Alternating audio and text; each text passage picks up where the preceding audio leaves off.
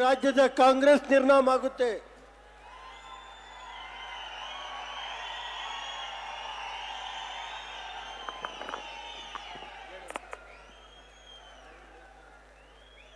ಇವತ್ತು ನಮ್ಮ ಸರಿ ಇದೆ ಹಾಸನ ಜಿಲ್ಲೆಯಿಂದ ನಮ್ಮ ಪಕ್ಷಕ್ಕೆ ಜೀವ ಕೊಟ್ಟಿರ್ತಕ್ಕಂತಹ ಪ್ರಾರಂಭ ಆಗಿರ್ತಕ್ಕಂತಹ ಒಂದು ಹಾಸನ ಜಿಲ್ಲೆಯಲ್ಲಿ ಮತ್ತೊಂದು ಐತಿಹಾಸಿಕ ಒಂದು ಸಮಾವೇಶ ನಡೀತಕ್ಕಂಥದ್ದು.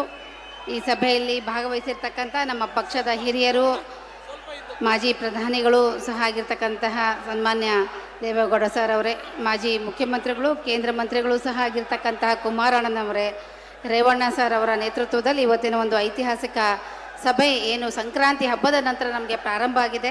ಇದು ಒಂದು ರಾಜ್ಯಕ್ಕೆ ಒಂದು ಹೊಸ ಸಂದೇಶ ಕೊಡೋದ್ರ ಮೂಲಕ ಮುಂದೆ ಬರ್ತಕ್ಕಂತಹ ಸ್ಥಳೀಯ ಸಂಸ್ಥೆಯ ಎಲ್ಲ ಚುನಾವಣೆಗಳಲ್ಲೂ JDS ಪಕ್ಷಕ್ಕೆ ಬೆಂಬಲ ಕೊಟ್ಕೊಂಡು ತಾವು ಬೆಳೆಸ್ಕೊಂಡು ಬರಬೇಕು.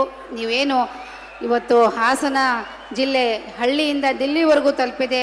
ಆ ಮೆಸೇಜ್ ಮತ್ತೊಂದು ಸರಿ, ಆ ಪರ್ವ ಮತ್ತೊಂದು ಸರಿ ಪ್ರಾರಂಭ ಆಗಲಿ. ಮುಂದಿನ 28ನ ನಮ್ಮ ವಿಧಾನಸಭೆ ಎಲೆಕ್ಷನಲ್ಲಿ ನಮ್ಮ ಕುಮಾರಣ್ಣರು ಈ ರಾಜ್ಯದ ಮತ್ತೊಂದು ಬಾರಿ ಮುಖ್ಯಮಂತ್ರಿಗಳಾಗಲಿ ಅಂಥೇಳಿ ನಿಮ್ಮೆಲ್ಲರ ಕನಸು. ಆ ಕನಸು ನನಸಾಗಲಿ. ತಾಯಿ ಹಾಸನಾಂಬೆಯ ಕೃಪಾ ಕಟಾಕ್ಷ, ತಾಯಿ ಚಾಮುಂಡೇಶ್ವರಿಯ ಕೃಪಾ ಕಟಾಕ್ಷ ನಮ್ಮ ಪಕ್ಷದ ಮೇಲೆ ಯಾವತ್ತೂ ಇರಲಿ.